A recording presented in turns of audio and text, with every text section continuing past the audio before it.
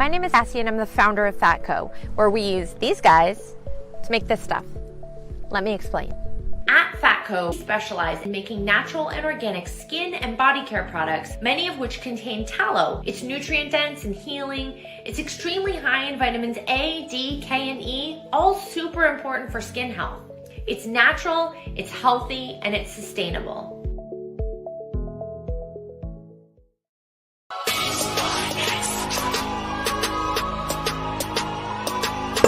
People are saying, oh yeah, when you're finals MVP, you are now the best player on the planet. To me, that makes no sense whatsoever. I don't care if it's a week, 2, 4, 6, 7, 8. Who do we appreciate? LeBron James. That's who y'all gotta start appreciating. And you gotta stop disrespecting this man. LeBron James is a GOAT. That's the intro. I don't care what nobody says. Argue with your mama. She loves you enough to show you mercy. Ladies and gentlemen, welcome to the Prideful podcast. As always, it is your boy Pride, joined by the man, the myth, the legend himself. A sad man on this day, might I add. I had to do an APB out for a few people. Lucky for me, immediately Unc said, I'm still here. You know, I ain't missing. I'm here. I'm alive. And, you know, he was going through some stuff. I had a few people that I have yet to hear from. You know, now, when I tell you, we'll get into it a little bit because, boy, last weekend was great. It was great football. It was phenomenal. It just made me very, very happy. But let me wait to be that guy. Unc, how are you feeling today? I'm great, man. I got my unsweet tea. Yes, sir. Pretty day outside. I got me some steaks that I'm about to put on tonight for this game. You know, I'm gonna use some garlic and Parmesan butter. You gonna have some steak for the Dallas game? No. You already know what's up with that. What happened with it? Yeah. Oh yeah. Oh my bad. I'm sorry. My bad. It's very immature of me. Extremely. Very. Immature. It's all every week. It is every week, but it's fine. I'm used to it. But before we get to some NFL, more depressing news. My Lord and Savior, LeBron Ramon James. It's been a rough year for the Lakers. And obviously there's two big reasons why. Obviously the whole team as a whole has been inconsistent. But I do think the injuries has also played a massive role into it. Especially now with Cam Reddish. Cam Reddish was hurt. He didn't play last night. And they kind of felt a little more comfortable with Cam Reddish in the starting lineup, which I thought, okay, it's probably gonna kind of have them, kind of take off or whatever. And then obviously they ended up losing to it's crazy to the Nets, who have been right now you are running this team. What are you doing to fix this Lakers team to try to make them something of not a championship contender, but at least a legitimate playoff contender? I was thinking about that last night, actually, as I was watching the game. I was like, what is really coming into the season? You see they signed everybody back. They signed some free agents, you know. Gabe Vincent, where is he even at? Oh no, he's hurt. So he's still hurt. So yeah, so it turns out he got let's see. They announced a couple weeks ago that he underwent orthoscopic surgical procedure on his left knee. Okay. So I guess that's why he wasn't playing before he was out for this time. I don't think so. I think because remember, he really wasn't getting playing time for he had a good play time for 2 weeks, and then all of a sudden I seen him and I ain't seen him no more. I knew he was hurt. Yeah, I thought he came back. Yeah, I don't know. Yeah, and then they said that they were going to reevaluate him in about 8 weeks, and then that was like a week and a half, 2 weeks ago. So we still got about 6 weeks before he comes back. And again, even if he comes back, what difference is he making? Because even when he was healthy, he was easily getting pushed out of the rotation. So now it's kind of a situation when he comes back. Do you even want him? Yeah, cause what's my man name? Max Christie. Yep. He's spotting up playing good. My thing is with LeBron. The reason why it's hard to play with LeBron because you got to be a LeBron type player to play with LeBron. I think that where Vanderbilt is at his position, if he had more of a Kevin Love skill, that would help out more. You know what I'm saying? It's cool to have rebounders and stuff like that, but to play with LeBron, because he's going to draw so much attention. And when that kick out comes to you, you have to be the one to knock that shot down. That's why shots are so important. Anytime you're playing with a superstar, he can go 6 for 19. But the 5, 6, 7 shots that you attempt, you got to be 45 to 55% in that department. You know what I'm saying? So your shots are so important because the shots that he could be forcing up, he's giving to you to make. The Lakers struggle with energy. They struggle with who's on the floor. Like I seen when LeBron went out, AD came in, and I seen like 3 possessions go by where AD wasn't even included in the offense. Like, no, when he come in, we throwing it down to him right off top. Let him get some stuff created so that he draw a double team. So when that kick out come, then things can happen. And I think the fact that LeBron and I looked at LeBron last night, man. I was like, damn, man, LeBron really just every new week I see him, I see like 5 to 10 new grays in his beard, man. And it's like this is not Miami. This is not the second time around at Cleveland. Like, and he needs help. And I think they need more creators and more people. I don't see no movement amongst the offense. They look stiff. They look stagnant. They're looking like, oh, okay, LeBron got the ball, so let me just stand right here. And I think they need. I was thinking about Zach LaVine, but I don't think the Lakers want to take on that money. But you might not have a choice. Might not, because there ain't really many suitors is out there. Yeah. So what I'm trying to. What? Nah, go ahead. You good? No, because I was going to say one thing on the Zach LaVine thing before I let you finish. Like, my concern, honestly, isn't really the offense. The biggest concern I honestly have is defensively. You got a bunch of guys on this team that that are suffering the Joel Embiid sickness, which when I suck offensively, I turn my back on defense. I don't care about defense because the ball's not going in. D'Angelo Russell does it. Torian Prince has been starting to do it. The only one who I have not seen do it is Austin Reeves and Christie. Those are really the only 2 guys, and Hachimura, but at the same time, his minutes He's been so inconsistent.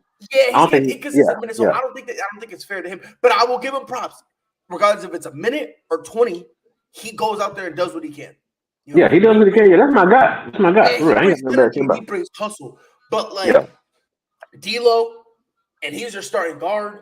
He does that where it's not going in. All right, whatever. And he just gives. And you got a lot of guys like that. And I think that's one of the biggest problems that this Lakers team really has. At first, I was like, man, I get why. You would want to try to go for a Zach LaVine, but you know who they should honestly really try to go for? A guy like Bruce Brown. That was the word. I thought he got traded to the Lakers last night. The way how they kept talking about him. That's right.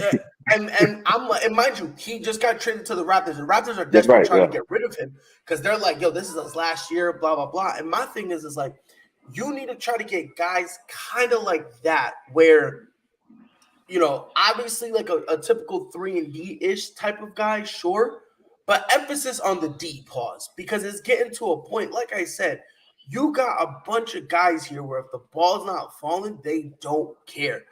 You brought in Christian Wood to be another big man you can rely on. And check me if I'm wrong, I don't even think it's been 4 or 5 games that the man has played over 15 minutes. Yeah. That might be a little hyperbole, but he's losing a lot of minutes. And mind you, this lineup that I'm looking at, it's not big. This is they do Yeah, like the that Lakers too. do not. You see what I'm saying? Like they got like for example, they got in some of the lines they got Vanderbilt at the 5. Sometimes they got AD at the 5, which AD at the 5 doesn't really bother me too much because even though he's a 4, he can't play the 5. But He like, can't. He don't want to, but he need to get adjusted to the idea that that's what's gonna be and for that's the honestly team. the number one problem. That's kind of why he struggles at the 5 because he Yeah. doesn't want to stand and bang. He wants to be more of a finesse guy. And my thing is, bro, you got to get your butt down there, right? The only legit center they have on this team is Jackson Hayes. Yep. And he's a bum. Let's just get that out the way. Man is just not good. Now you be tripping, man. Why you calling me man? I'm explaining you why. I'm going to tell you this right now. If you look good when you're only playing 5 minutes, but look terrible when we're giving you 10, 15, 20 minutes, you're a bum.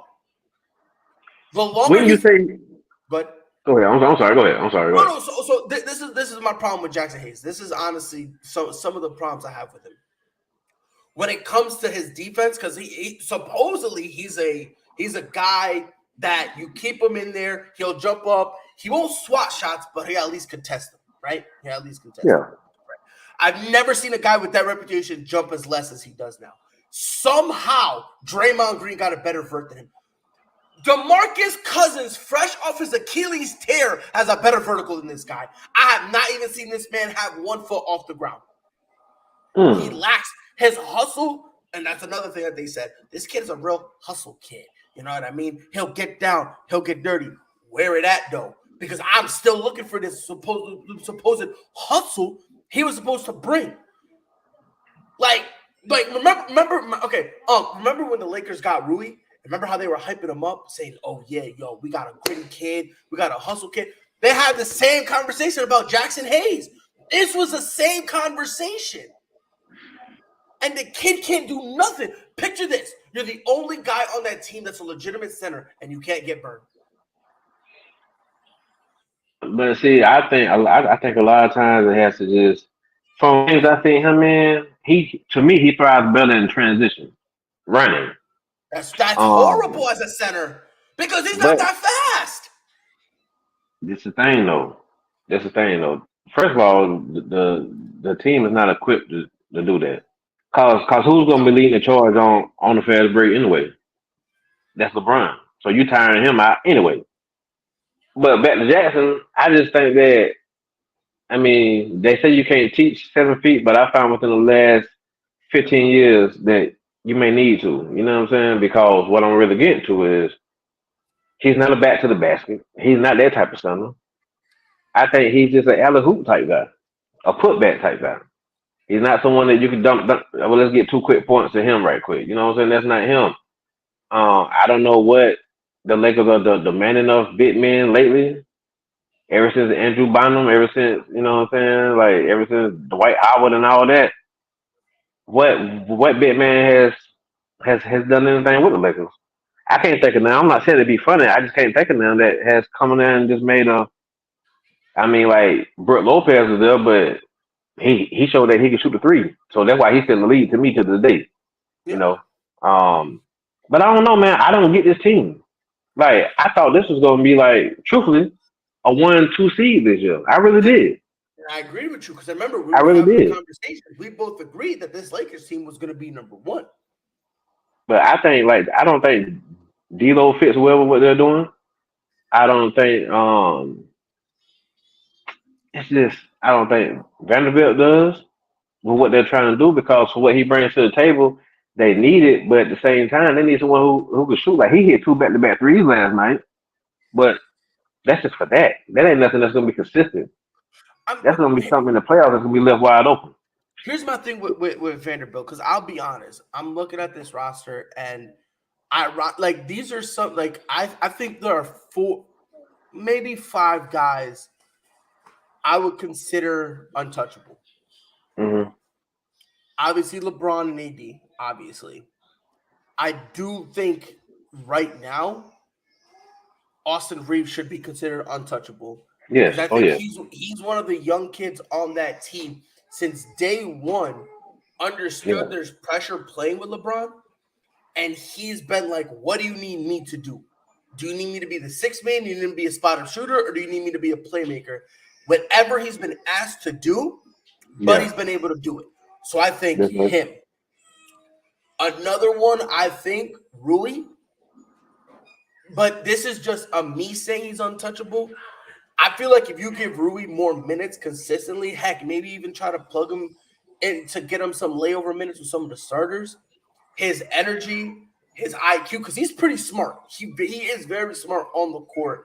And his ability to absorb information. There's been many times when a situation has happened this year, and LeBron has pulled him aside and talked to him and said, and he then sees that situation and immediately, I remember I had a conversation, and this is when LeBron's off the court. So it's not like LeBron's pointing it to him. He sees it, recognizes it, boom, and does the adjustments he needs to make. So, like, that would be my third.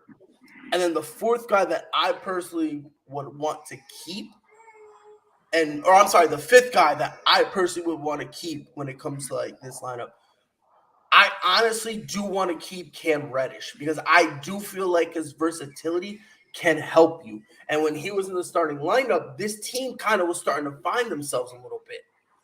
Because you know what I mean? He's able to kind of get his own bucket.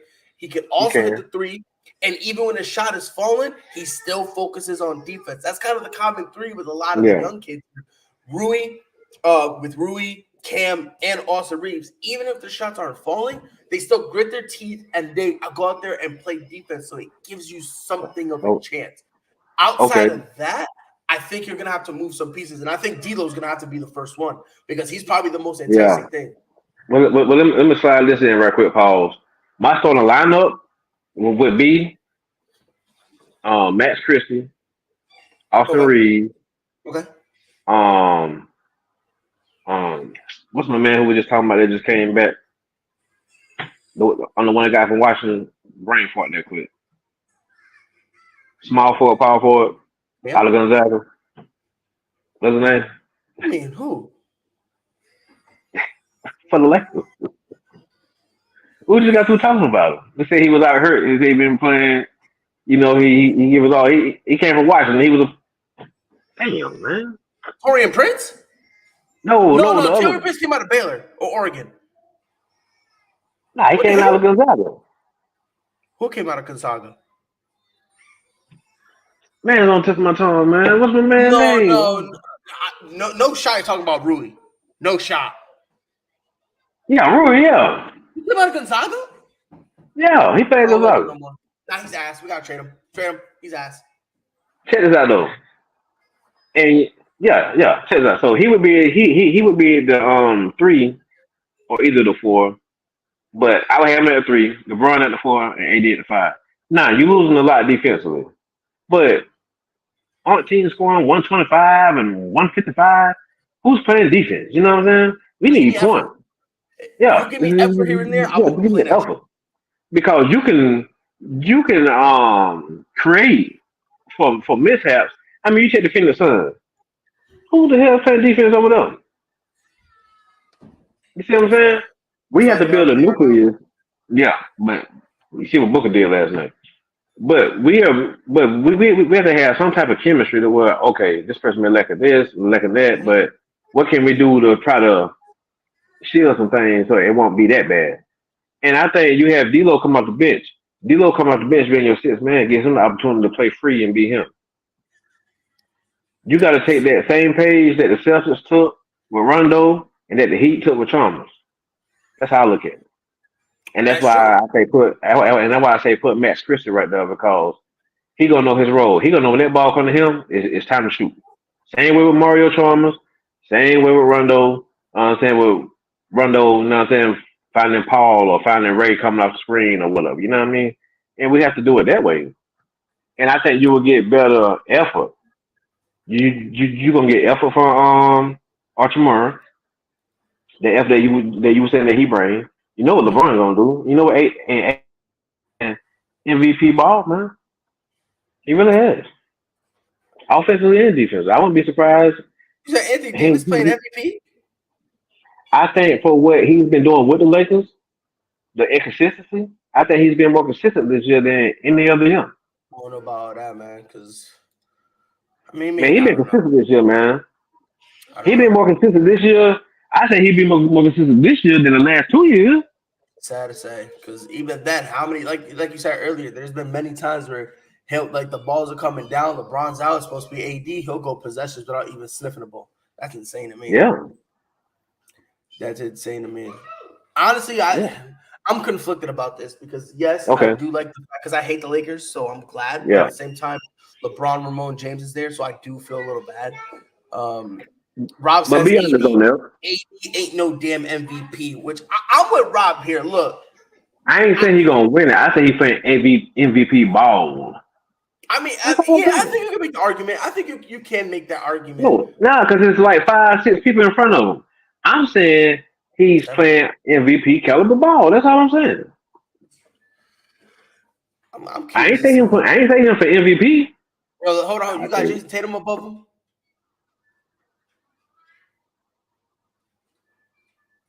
The fact that it's taking you this long to think about it is honestly ugly. I'm trying to be fair about it and not.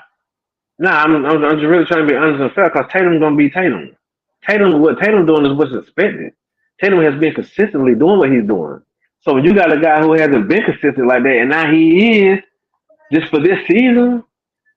When I think about offense and defense, AD been playing ball, man. He been blocking shots, 3, 4 blocks. I be seeing him getting in. Rebounding like crazy. We just want to see him doing it in the big moments.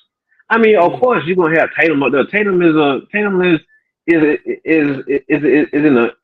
the circle for MVP. Embiid, Joker. Take Embiid out of here. Take Embiid out of here. Come on, stop it. People gave him a charity MVP. Now all of a sudden, people want to pretend like he got a legit chance. Stop it. Kill that, man. Stop that, man. We know he got a charity MVP. We know he got a charity MVP last year. What they got to do with this year? The man balling. Yeah, I feel bad. And there's like 15 other dudes balling better than him. All right, name me 15 then. Go ahead. Okay. You said 15. Name me 15. Jokic. For sure, Jokic. I got Jason Tatum above him. I got Shai Gilgeous Alexander above him. I got Anthony Edwards above him. Don't do that to me. Anthony Edwards above Embiid?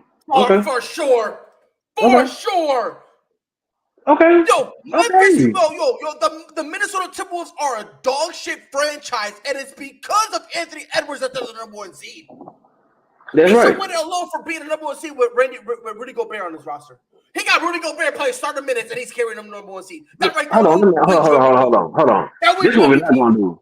We're not gonna do. We're gonna leave Rudy alone, man. I don't know what's wrong with y'all people with Rudy all the time, but y'all better stop that, man. For real, man. That's 4. Giannis. Quiet, but yeah. That's crazy. I can say he been quiet. That's all I think. I think you can make the legitimate argument for Damian Lillard. He started off slow, but what he's been doing for like the last few months, I think you can make a legitimate argument for Damian Lillard. For sure. He down the list, though. No. These are the guys I got over Embiid, for swear. Okay? 7. Donovan Mitchell. I put Tyrese Maxey over Lillard. Yeah, you smoke. I got Tyrese Maxey over Embiid. Well, I'm smoking good. I'm smoking good in the hood. Yeah, that's all right. But Maxey been balling. I think number 7, Donovan Mitchell. He been quiet, yeah. He been quiet as mother. It's quiet because it's not Joel Embiid. Anyway. Nah, it's quiet because he's in New York. That's all it is. Tyrese Halliburton. Oh yes. Now we talking. You know what I'm saying? You cooking. This one you're not gonna like. This one you're not gonna like, but I don't care. How you know? How you know? Paulo. Who? Paulo Banchero from Orlando. You gonna hate that one. Banchero been balling. That's what I'm saying, but you gonna hate it though. How am I hate that? Where he been balling? I said you're gonna hate it though. I thought you were gonna hate it. I'm not hating. He got a team in the playoffs right now. I thought you were going to. I thought you were gonna hate it. My bad. Nip, I'm not you. I'm very objective, Nip. That's why I'm able to listen to you on your own show and be like, okay. That's crazy. I'm out here catching strays. Free me. Another name I put in front of him, and this was a no-brainer. Kawhi Leonard. Leonard been balling. That's Kawhi Leonard. Let me ask you this question. Would you let me say Paul George? Can I get away with Paul George? We can say he playing MVP ball. You're not gonna say MVP ball? Okay, I'll concede that. I'll concede that. He been playing MVP ball. He been balling like he could be All right, MVP. so that's 11. That's 11. That's all. Now you just throwing names like that. You just throwing names. No. But listen, the only name you disagreed with me with heavily was probably what was it? The only name you legit disagreed with me heavy was probably because you said Donovan Mitchell was quiet. I mean, he been balling, but it's just been a quiet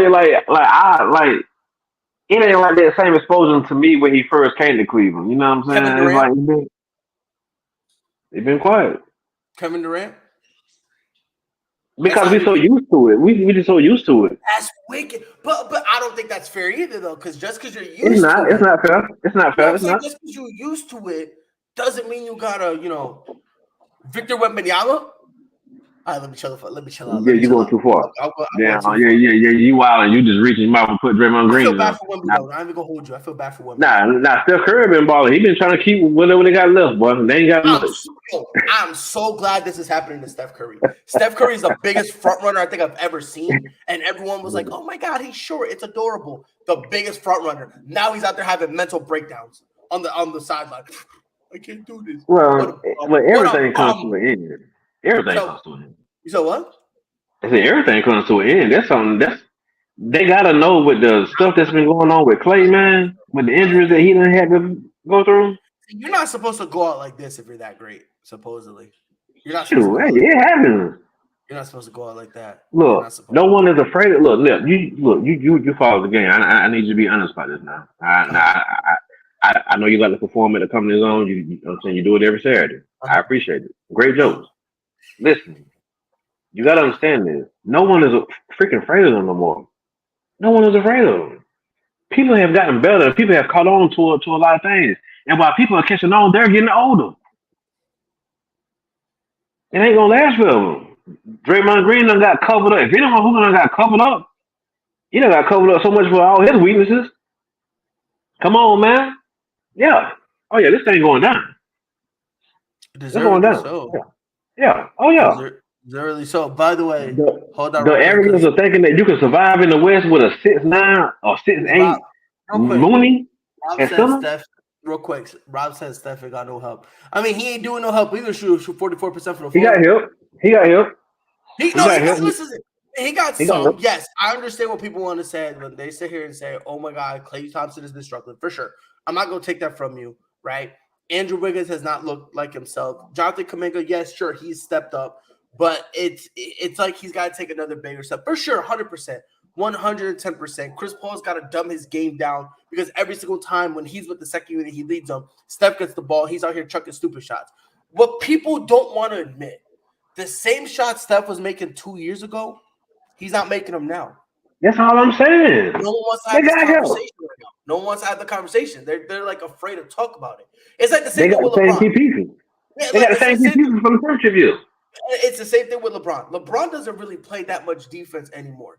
It's not that you got to sacrifice something, right? You kind of have to. That's what I'm saying. Sacrifice it, or you just don't have it anymore. Steph is tragic. Steph has been average at best. So all this Steph ain't got no help. Well, he's part of the no help too himself. If we're gonna be honest, but no one wants to have that conversation. Steph is part of the problem too. Listen, Steph 35 years old now, right? How old's LeBron? I said Steph 35. I just want to know how old LeBron is right quick. LeBron James 39 because I'm 5 years old on LeBron. Damn! Go ahead. Shit, I'm going to get your ass. Yeah, what's up? But check this out though, man. All that running around and stuff, hey, man, your body take wear and tear like that, man. Speaking of Golden State, let me ask you a question. Go ahead, bro. Are you surprised they only suspended Draymond for 11 games? Are you surprised? Look, man, it is what it is, man.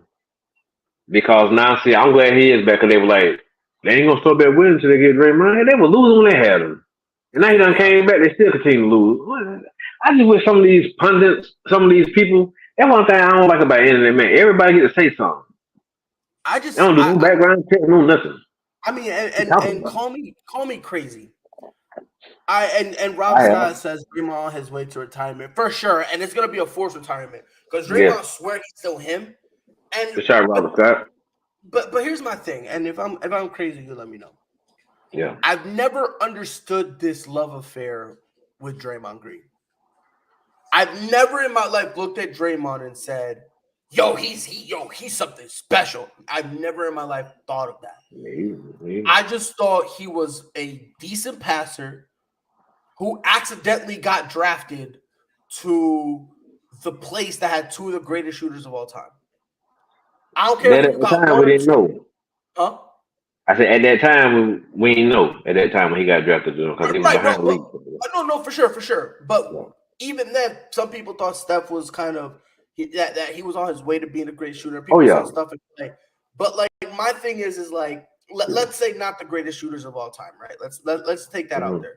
Two great shooters that were great shooters coming into the league. And he's just been standing at the top of the key, giving passes to them. There's nothing he's done that makes me – because when they're out and it's just him in there, they struggle. That's the triple single. And here's the thing. Now, let's not do that, bro. He has great IQ. Again, where is this mythical IQ? Can I step in on that right quick? Look, for sure. Look, listen. I get it.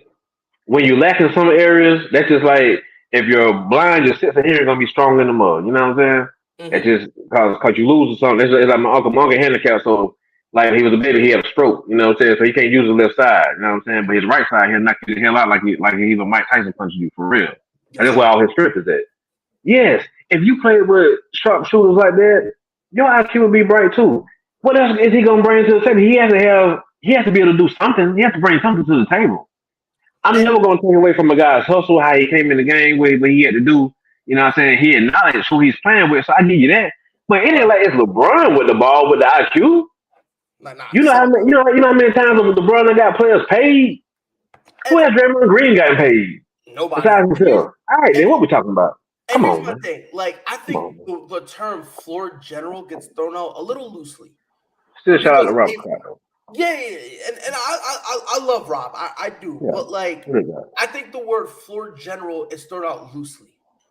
A floor general is someone who orchestrates. There's a difference between being the ball handler and the floor general. A ball handler is someone who gets the ball, watches the play unfold, and then goes from there. With all due respect, a John Morant, if you want to put a Draymond Green like this, early in his career, Kyrie Irving. Although now we're seeing him in the last few years, try to turn into a floor general. Early on in his career, it was like that. Like you said, Mario Chalmers. A floor general is a LeBron James, a Chris Paul, someone who's calling the plays, and then while the play is unloading, will call all those if need be. I don't understand. You see what I'm saying? Like, bringing the floor up doesn't make you – bringing the ball up the floor doesn't make you a floor general, because then if you want to make that argument, then you can say Kevin Durant's tenure in Golden State, he was the fucking the floor general, right? But you can't say that because it was just a situation of him just bringing the ball up. If Draymond Green is just bringing the ball up, just looking around, letting the play unfold, and then going from there, that's not a floor general. A floor general is an extension of the coach on the floor, like a John Stockton, a Isaiah Thomas, a guy who can actually call the play, see what the defense is giving, and say, hey, yo, this is what we're doing, and go from there. Like, look at them. Let them broke it down. I'm talking about them. Like, and the thing is because, like, I've never understood that, because I feel like people say floor general, and I kind of blame 2K for this, because with the 2K badges, everyone you see what I'm saying? I genuinely believe it's got to be something like that, because all of a sudden people are dropping floor general, and they're and no disrespect at all, but they're out here calling Drew Holiday a floor general. I love Drew Holiday, but if you're calling that man a floor general, you need to be drug tested and not for marijuana, because there's something wrong. Like, a floor general is not someone that just watches. Like, they create the play and all that stuff, and then Rob says Draymond was a point forward and he sets plays while Steph was off the ball. He didn't set the plays, he set the picks. Now Lamar Odom was a point forward. Scottie Pippen was a point forward. And my thing is, if you want to call Draymond a point forward because he brought the ball up a lot of times and he played the forward position. Look, I'm not going to argue that. I think you can make the argument if you really want. I'm not going to make the argument because for a forward, his handles are not bad. So every time Draymond brought the ball up, nobody really kind of tweaked out. But again, you're saying that he's somehow a floor general when he did nothing floor general-esque. When you're a floor general, there's a floor. You're on the floor. But then general. What is a general? Someone who leads others and gives them orders. Draymond doesn't do that. Why? Because he doesn't have it in him. I'm not saying that to say he's a bum and should be on the sidelines. That's what I'm saying. Yeah. What I'm saying is when you call Draymond a floor general, it is disrespectful and disingenuous to legitimate floor generals, legitimate people who go out there, get the ball, have the coach call a play, walk up, see something different, and then change it to the benefit. Because anybody could just change the play, but you need to change to the benefit. Nobody, even though he was smart back when he was in Michigan, coming into the league, it still took people a few years to call Magic Johnson a floor general. It's when LeBron came in, it still took them years to call him a floor general. Same thing with John Stockton. It's the same thing with Isaiah Thomas. Even when Isaiah had that reputation coming out, when he's on the floor, he not only does he commandeer respect, but he commandeers your attention because he's going to tell you what to do and all that stuff. It still took him a few years. So for me, this whole thing about Draymond as a floor general, I don't know, man. I personally never subscribed to that. I always thought Draymond Green was just an average player who stumbled his way in the middle of a dynasty and was just like, I'm being honest here because I'll keep it a beat with you. If you take out Draymond, I swear to God, I say this and I mean it. And if I'm crazy, you let me know. You're not crazy because I know where you're going. Go ahead. If you take out Draymond Green and put in Chandler Parsons, nothing changes. I for sure feel if they instead of moving on from Harrison Barnes, they kept him and moved on from Draymond Green, nothing changes. I genuinely feel that way, that nothing really changes because the only difference that they really would have done was move Clay to the 3, step to the 2, and go get a generic point guard like a Mario Chalmers-esque type of dude or draft one, and that way they can just do what Draymond did. Stay at the top of the key, wait for the picks, and go from there. I tell you this, I would step up from the guy you named to say if it was Lamar Odom that was in that spot. You would probably lose just a tad bit when it came to the rim protection, but the rebounding, because Lamar Odom is a better rebounder than Draymond Green. He's a better ball handler than Draymond Green. He's a better shooter than Draymond Green. He's a better free throw shooter than Draymond Green. And he's a better passer. You put someone who can move just like a deer in this position right there, man. I'm trying to tell you, he might not have ever got defensive player of the year, but that 2015 championship that Cleveland got, you have Lamar right there, someone who's there to play ball and not be a clown.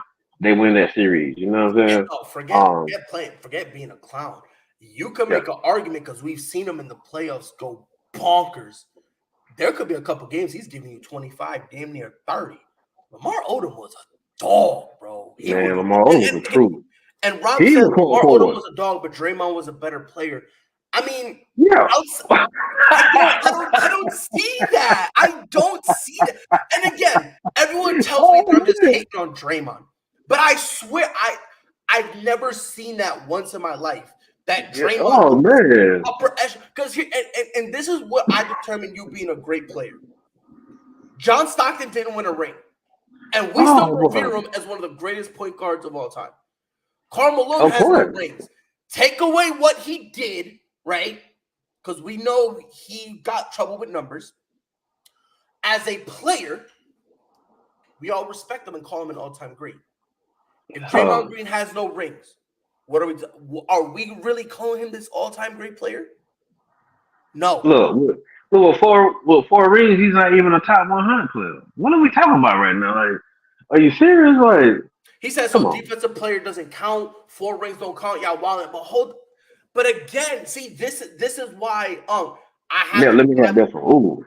But here's my issue with it. The defensive player of the year. Okay, great. I'm not stripping that from him.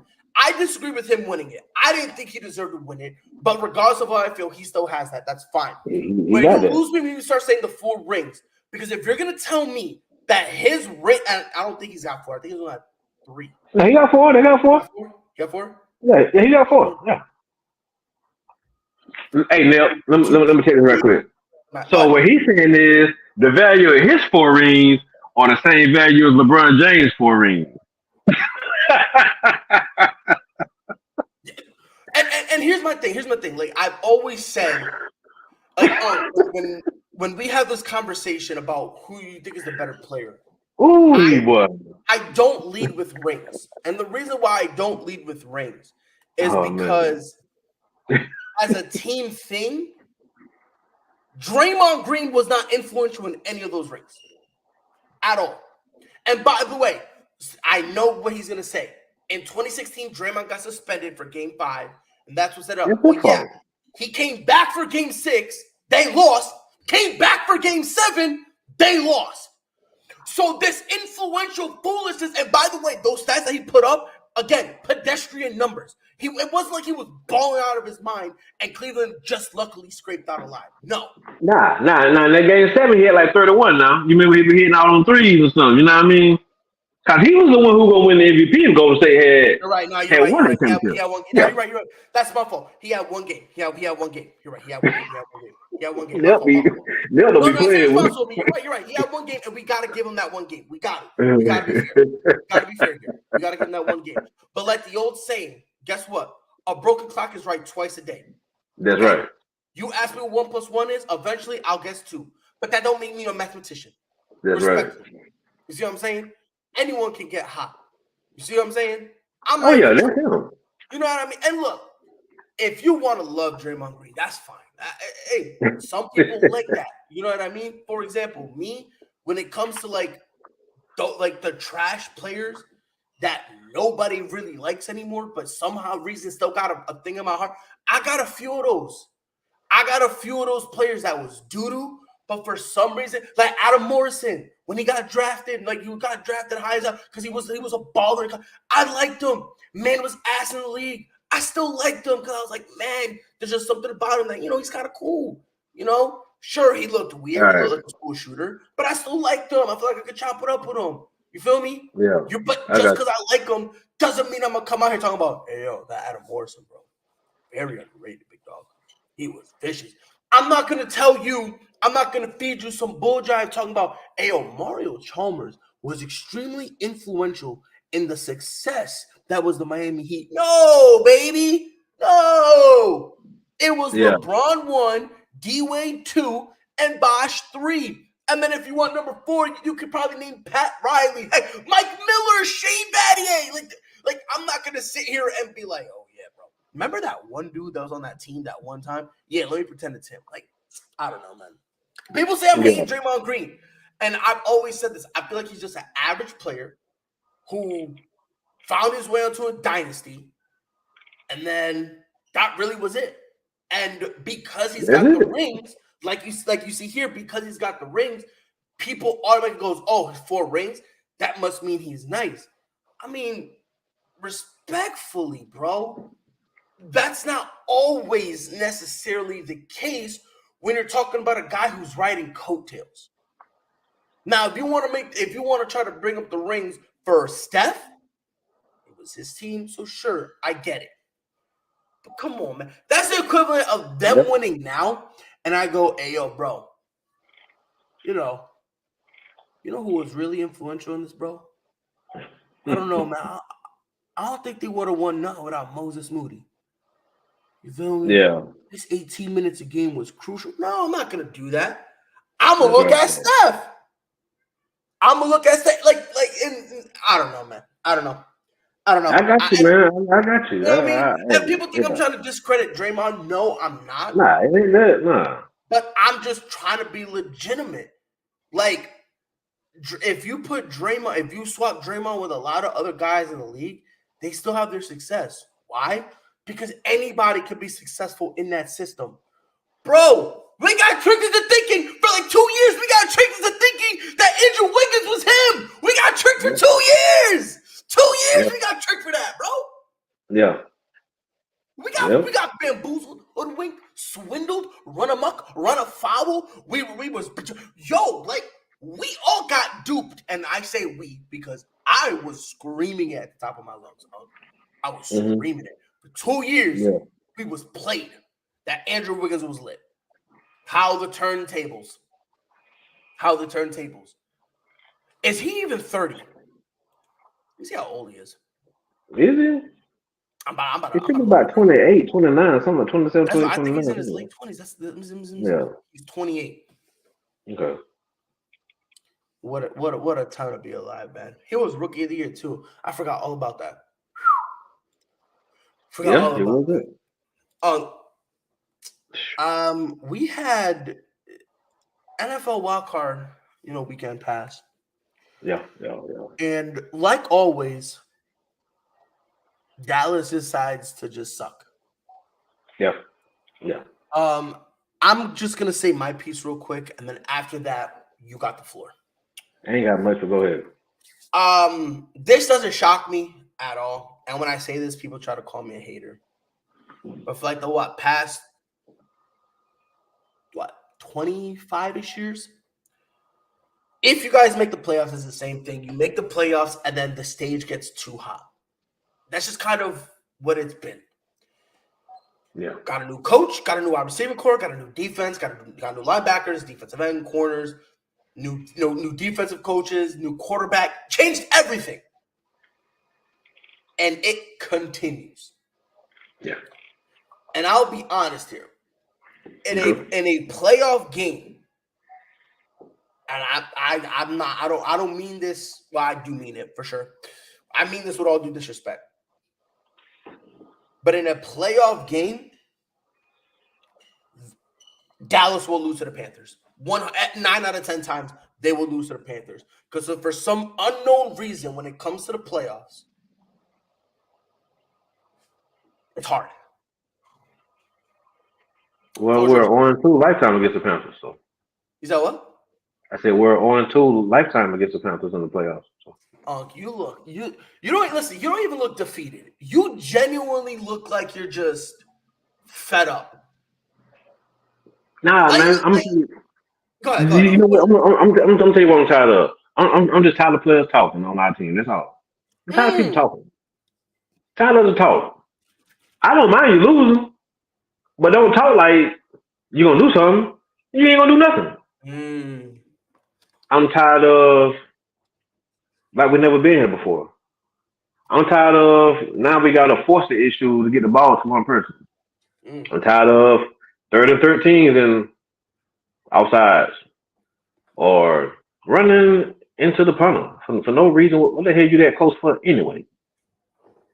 I'm tired of outsides by a defensive veteran. You know what I'm saying? Continuing drives through doing silly stuff. Convert on the 3rd down, holding. Now I got to come back.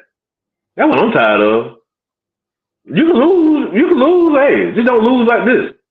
I knew it was over with in the 2nd quarter when you had text me. Me and my cousin was talking about it. And we had 2 other people in the crib. And they were like, oh, but I know you're mad. Like, nah, I ain't mad. I ain't going to be mad about millionaires. And I was 15 years old. I probably would have pulled all my hair out. Well, it probably explains a lot. But, you like that, though. Yeah. But I'm not tripping, man. I'm just tired of talking. The talking bothers me. When Bobby Boucher shirt and you've been better off just handing out water for the game. What you want a Bobby Boucher shirt for? Do you know what Bobby Boucher did? Do you know what he did? Change the whole damn community. That's what he did. You didn't change the communities on the field, you know what I'm saying? Now, your off time, you may pass out some turkeys like Nino Brown or something. That's cool. But on this field, I'm just tired of people talking. I'm tired of people being in opposition. Tired of people just, now you can't get open. You've been getting open 12, 13, 14 weeks. Now you can't get open. Tired of balls going through, people's hands. Regardless if you prefer it to be a little lower, it went through your hands, brother.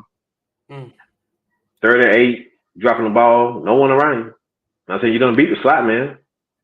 But nothing but a linebacker. That's what I'm tired of. I'm tired of no adjustments being made. I'm tired of having a linebacker that weighs probably like 210 to 14 pounds out there. That was cute during the regular season. That's not going to work. You're not constructed. That's like me and my cousin talk about the new college football coming up. And I told him, I said, man, I miss playing that 3-3-5 defense. He said, well, shoot, I'll run all over that. You probably would. But best believe I'm going to have me 3 fat guys on that line. My other linebackers going to be ranging between 6'4" to 6'5" in height, weighing about 240 to 250. And I'm having some dog safety. So run all you damn want to or the way you think you're going to run. Anyway, back to this shit right here. That's what I was mad about. The game, I tried to tell my cousin right before it started, he said, I'm worrying about Aaron Jones. I said, I'm worrying about Jordan Love. Because didn't I tell you last week about the big stage? Didn't I tell you that? Didn't I tell you that people love to play on the big stage and they knowing that 40 million people watching? Did we ever check out the numbers? Hold on. Oh, I checked that. I got the text. I mean, I screenshot it. I tried to send it to you. It wouldn't let me for some reason. 40 million views. 40 million. Big stage, man. And now they off to San Francisco. I wouldn't be surprised if we seen Detroit host the NFC Championship game. Never know. Just never know. In the given Sunday, man. So that's what it is for me. Tony Pollard was coming off a key injury. You know, you gotta respect that. You know, I said for what it is, for what it's worth. But I wouldn't put no more money into him. Me personally, I wouldn't put no more money into him. I go out there and get the boy out of Michigan. Try to get him in the first round. We need O-line help. We need defensive line help. I would try to go out there and get what's that? Jonathan Allen in Washington. Yeah, he want to be out. He ready to go. Like, it's time to make real moves and stop piddling around and signing this dude to a 1-year deal for $3 million when he already passed his time, man. You know what I'm saying? It's time to get real people in here if you really want to create change. And just to kind of chime in right quick before you go, remember, you guys got quite a few free agents. And they can all go. Which I was about to say, like, even though you think they should be able to go, you know how Jerry is. And that's another problem. It's a good problem to have and a bad problem. Jerry will pay his guys. He'll pay them. Now, one thing I can say, you might not like how Jerry run his team, but Jerry do pay his people, so there's no excuse for you to go out there and not perform. You paid. You got your money. I know. Okay. I just trying to say this last little piece. No, go on. I know with us being at home, I didn't care for it too much because the last 2 games we played at home, we barely got past Seattle, and we should have lost to Detroit. I would rather us had been at Lambeau. And that's it. I mean, look, I love it. You know, I hate Dallas. For sure. I don't like Dallas because I've always said this. You guys construct a decent roster, but the problem is, and I don't mean to say this in a mean way, but I do mean it in a mean way. No, you do. Like, they just don't got that dog in them.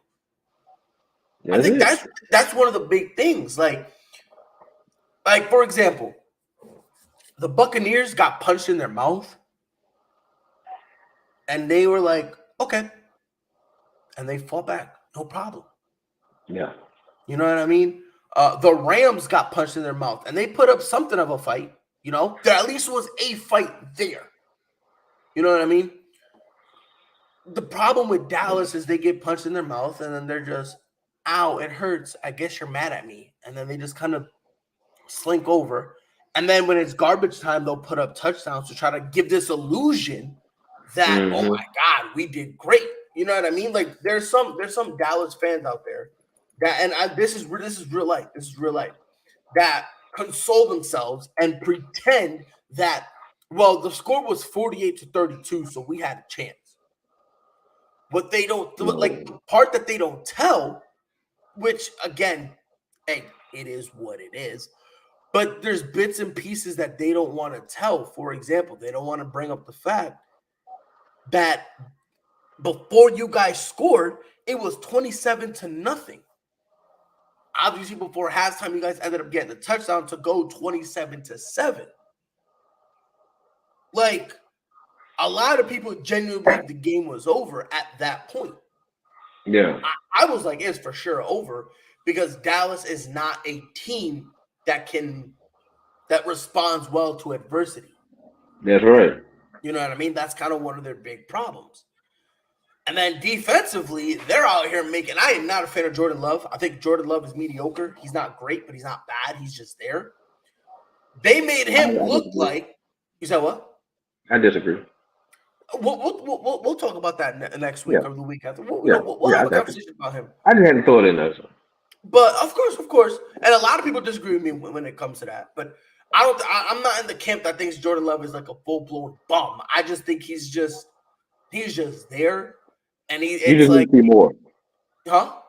I said you just need to see more. Perhaps, maybe. Yeah. Maybe that's what it is, and maybe if I see a little more from him consistently, airing it out more, maybe we've got a different conversation. That is a legit possibility. But they made this kid look like the best quarterback in the NFL. Did they? This defense made this kid look phenomenal. There was one throw he did where he was on his back foot. It looked very Aaron Rodgers. I know, man. I know. And you know what I'm talking about. And I looked, and I was like, I swear to God, I looked at my because I was watching on my computer, and I was like, am I wrong about Jordan Love? Nah. And then but for a split second, I had this. Am I wrong about this kid? Never mind. And if you guys were able to stop the passing, didn't mean nothing because Aaron Jones was still running like crazy. So defensive. Well, in the beginning, before it got out of hand, we was controlling them at the line. You know what I'm saying? You were. Yeah, we were. And that's what made Jordan Love throw the ball. And then you start throwing the ball, and all of a sudden, you guys didn't want to commit to everything. You let Romeo Dobbs get 6 receptions, I think, for like over 150 yards. I think he had a touchdown too. And check this out. I told Cuz, I said, I'm more worried about Aaron Jones because of the no-name receivers. Yep. See, everybody know that not this, but everybody know that CD gonna get the damn ball. Yep. The traffic of ball is gonna go his direction. We don't know out here where it's gonna go. You don't? And we're gonna get tested today, and we got tested, and that's what. Mm-hmm. But see, when you're an official analysis like me, you know what I'm saying? I don't get paid for this. I would love to one day. But when you got an eye for this thing, I had an eye for this thing since I was like 8, 9 years old to see what was what. You know what I'm saying? Mm-hmm. I mean, it's just different. That's why when I read certain things that people say about certain players, and I ain't trying to come at my man sideways. We appreciate you watching the show. I laugh because it's like, dang, what lens are they looking at? How dirty is that shit? Yeah. Go ahead, man. Again, better your franchise than mine. I see y'all got y'all coach. Yeah, Gerard Mayo, which I'll be honest here. I'm gonna tell you a couple things that I honestly love about it. First of all, I love it. It's a guy who obviously we drafted. So as a player, he understands the standard we hold ourselves to. That's right. And as a coach, because he is a linebackers coach, so he understands the standard. Of course, as a man of color, I'm uber duper, super duper, triple gooby gobber proud of this man. Oh yeah, always. You know what I mean? As a brother, I'm super proud of this man. And at the same time, him being able, because remember, there were some moments where they let Gerard Mayo call some defensive plays, and Bill Belichick was impressed. I believe Bill Belichick on his way out with Robert Kraft. Well, I think Robert Kraft asked him, "Who do you think should be your successor?" And I think Bill Belichick said, "Look, you do who you want, but I think you definitely got to give Gerard a look and at least give him an interview because he's like, there's some things I like about this guy that I think could transition well." I saw the interview or the press conference, and I loved it. I loved it. Obviously, everyone always says he's a very well-spoken dude, gets his point across. very charismatic. He's funny, and I like that because again, you need like after being strict, you kind of do need a little bit of a new atmosphere where yes, we want to win, but let's all kind of let's be a little different. And I do think he's going to take that direction where we all know we want to win. But I'm not going to take this in Matt Patricia way. I'm not going to be Josh McDaniels. I'm not going to pretend I'm Bill Belichick just because I'm from the Bill Belichick tree. Like, I'm going to coach my own way, my own style. And I think long-term is going to work for us. I really do. And, I think so too, man. It's like I said, everything you said about someone who understands what this is all about, instead of someone trying to get an understanding of what it's all about. Yep. He was there. He was a great player when he was there. You know what I'm saying? In my eyes, anyway. For sure. And for him to carry that on, so people know what the Patriot way is all about. I think, I'm happy for him, man. And Antonio Pierce got the job with the Raiders. Yes, sir. Which good. And one guy I want to give props to, Max Crosby, because Max Crosby said, if you do not hire this man, I'm gone. And then what players got to do? Yes, sometimes you got to put the and again, that just goes to show you they love Antonio, but they love that man. They rock with him because they're like, yo, you brought us together. And look, we already saw what they did with Rick. We already saw this movie a couple years ago. We're not letting this happen again. And I love that. So I definitely do want to give them credit. I want to give Max Crosby some credit. I know there was a plethora of players, Devontae Adams, Josh Jacobs, who it's going to be interesting to see if Josh Jacobs comes back. But I know a lot of guys did say, hey, look, we better get him back. But big ups to Max Crosby, put his stuff on, you know what I mean? You always know a guy's serious when he got the pencil stash, the thin stash, and the ball head, man. He's serious. So yes, sir. You know what it is. Yeah. But before we bounce up out of here, we got the divisional rounds. That's right. 4 games. 2 today, 2 tomorrow. There's one AFC, one NFC today. Tomorrow, one AFC, one NFC. A lot of good games. I think you and I are going to disagree on a lot of these. I think there's only one. Nothing wrong with it. There's only one game we're going to agree on. But the first game, Texans at Ravens. Who you got? And that's today at 4:30. Who you got? You got that at 4:30. I got the Ravens. I know Houston is coming in hot. I get it, but I think that Baltimore defense understands the task at hand. I don't know how Baltimore's offense is going to come out, but I'm expecting for that defense to get on opportunities to play on the short side of the field. No, I'm saying throughout the game, I'm expecting. If they want to have a shootout, shit, I don't know, man. I don't know who wins it then. But I'm going to roll with Baltimore, and I'm going to roll 38-24. This is kind of where we disagree because I got the Texans. Okay. Everything I've seen from Houston, it tells me that they'll be punched in the mouth and they'll be fine. Yeah. I've always said this. I always am very scared of being the number 1 seed. I know. And it's just because that week off, man, people don't understand. I understand you want to be healthy, but man, that 1 week gets you rusty. And by the time you start getting it together and you start clicking, sometimes you start clicking too late. Yeah. I think a combination of that, and I know they say Mark Andrews is going to be fine. They said he's probably going to end up playing after getting hurt, but oh, hello. But I'm on Twitter. I don't know if you heard about Josh Giddey being accused of the minor stuff. Mm-hmm. So now the NBA is actually now officially.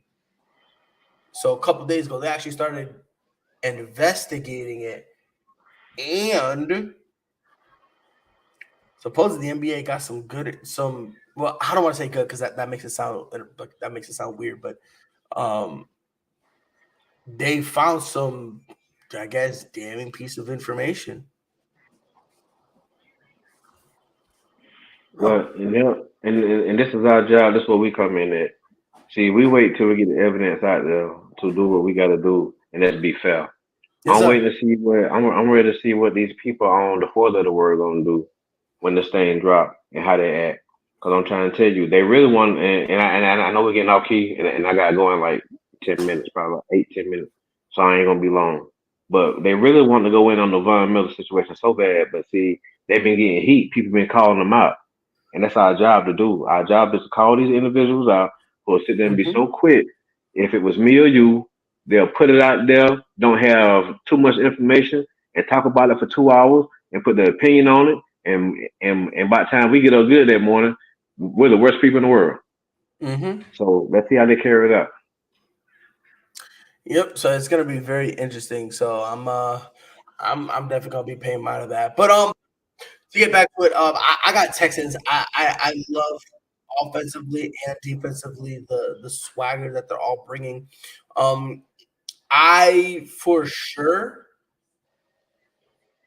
And by the way, Kadarius Tony's not playing for the Chiefs. That's hilarious. But I will say I do think that a very crucial thing is going to be how fast the Texans start. Because I think by the middle of the second quarter, maybe even the beginning of the third, is when the Ravens are going to start getting it back together and they're going to knock that rust off. And the first half is going to be very critical for the Houston Texans. Because if they can't run up the scoreboard by then, it's going to be a very difficult uphill battle. I believe they can. I do think they can capitalize on it, but they're going to have to play a very, very great brand of football the first half, and then they're going to have to try to keep up with the Ravens the second half, which isn't going to be difficult, sure, but I think they'll do just enough in the first half to be able to squeak by. Um, Hmm. I got it. I'll go 32-28 Texans. Okay, I Next like that. game. It's going to be today at 8:15. Packers at Niners. I think this is the one I think we're going to agree on. It's the 49ers, right? Yeah. Yeah. I just wanted to make sure that, because I don't think, you know, like the old saying, broken clock is right twice a day. I think, they kind of did they did their thing against Dallas. We'll be Cool. But later at the on that same right now. time, we'll see. We'll try to wrap this up because I know you got to go. Yeah, Next these people game. for Jones. Next game, Buccaneers at Lions. That's Sunday at 3. I got the Lions at home, man. Hmm. I like the fact that they can run the ball and they're content to run the ball and they're running and running and they'll pass it whenever they feel like passing. And I think that Baker Mayfield gonna have to play a hell of a game to pull this one off right here. And it can be done, but he don't play defense. So and I ain't saying that Tampa Bay got a scrap defense or nothing like that, but I'm just saying what I seen Detroit do. They'll sit there and line up and throw two tight ends out there with that thing, man. You know what I'm saying? So and they can also go 3 for 4 wide too. So it's gonna be kind of hard to stop. So maybe they can get some pressure on golf early. But I got Detroit. I got Detroit 35-17. Um, I definitely. I do like the fact that obviously both of them gritty wins. Big ups to them. Congratulations to them because a lot of guys can't really handle that usually. But I will say this, man. When it comes to the Lions, I think they're kind of it's a scary situation because even when they can't throw the ball, they can definitely run it. And then when they end up running it, what I like about what Dan Campbell does, he runs it. Then after that, he utilizes play action, and that play action Yeah. is dangerous. There have been many times where we've seen Jared Goff do a play action, and then he gets hit. Like the one that everyone shows is the Seattle game. He did a play action. He did it so well that he got hit. The linebacker celebrated the hit, but they threw a flag because it was a handoff. So Yeah. it's a team that likes it and all that stuff. So for sure, I got the Lions. I'm very shocked you went Buccaneers, but yeah, we both got Lions. Then the game of games. I think this game is going to determine the legacy that is the Buffalo Bills right now. Sunday at 6:30, Chiefs at Bills. And the Bills had an opportunity to duck the Chiefs, and now they don't. They got to play them. However, here's a twist. they're playing this is the first time that they're going to play the Chiefs in the Patrick Mahomes era at Buffalo. They're going to be in on the road. Yes, this is going to be Patrick Mahomes' first time on the road. I got the Bills. I think this is the year they can do it because I genuinely believe after this year, it's going to be very hard for me to look at them as a legitimate Super Bowl team after this. They have to do it this year. I got the Bills 26-13. I think whatever team can run the ball better, but I think the way Josh Allen has been playing, and with him not only using his feet, but he's careful about how he's maneuvering. You know, that's a big dude, man. You know what I'm saying? Like that dude is no joke to bring down. Mm-hmm. And I just think that he got the weapons this time. Now I got the weapons, and Patrick Mahomes doesn't have the weapons that he once had. You know what I'm saying? To make these big time plays with. I expect for Rice to have a big game for Kansas City. I expect for Kelsey to 8 catches for about like 60 yards. And he's not the Kelsey of old. But yeah, 26-13, man. I got Buffalo. Yeah, for sure. I got Buffalo. I think right now, I the way I look at it, I like how not only Aaron Rodgers, Josh Allen still throwing the ball downfield, but the turnovers are starting to come down, which I like because that means now he's starting trying to take smart shots. That's kind of the only issue I've had with him, where he'll throw it up in double teams and it's a bad pass. So let's see what happens. Let's see how he does it. But I'm like I said, this is the last chance I'm giving the Buffalo Bills. You know how Buffalo petitioned to have the overtime rule changed? So now after they score. Imagine that they're tied up, go to overtime, the Bills score, and then the Chiefs have to score, and then the Chiefs win because they get the ball back and they scored, so they ended up winning only because of the rule that Buffalo forced to be changed. That'd be hilarious. But I will say this. I believe wholeheartedly that this is the Buffalo Bills' last opportunity. Yeah. And we'll see what they do, but it's going to be very interesting. You got any final words before we get up out of this? Hey, man. I'm like on Columbus Short when he was in something yard and they asked him what was he representing. And just about every week I be on the shop and wear Carabao gear. And I'm just representing myself. I strip myself of all the gear. Yeah. Once again, like I said, it's a beautiful day, man. Another week being with Nip. I appreciate you having me on. It's all up.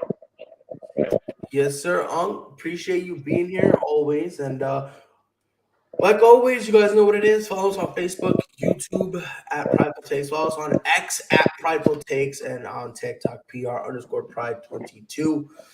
As always, it's been a pleasure and an honor. We'll be back here next week to talk more shit about your favorite team. Until then, y'all know what to do. Be safe.